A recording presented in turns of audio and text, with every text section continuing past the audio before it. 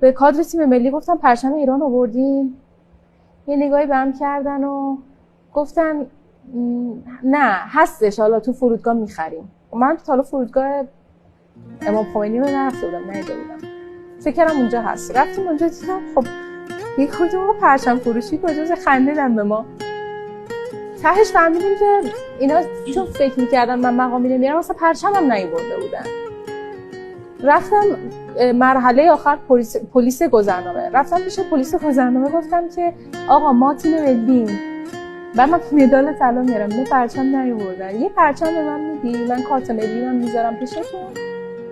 برگشتم دم یه کارت ملی مو بگیرم پرچمتون رو بدم. خندیدن و شوخی و یه دونه از این پرچم رو میزیاشون کوچولوها رو به من گفتن بیا بابا بگیر، ولی اگه مدال نیاوردی ما نمیذاریم وارد ایران شی. ای شوخی و اینا. گفتم میارم.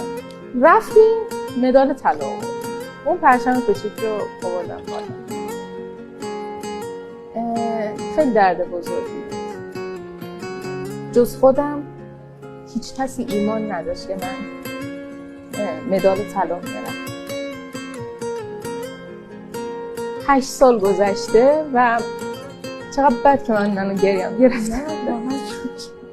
8 سال گذشته و هر بار که یادش میگفتم اینکه جز خودم در کشور ایران هیچ کسی باور نداشت به موفقیتم، قلبم به درد می‌خورد. حتی اون تیمی که داشت منو پرورش میداد برای این مسابقاتم باور نداشت.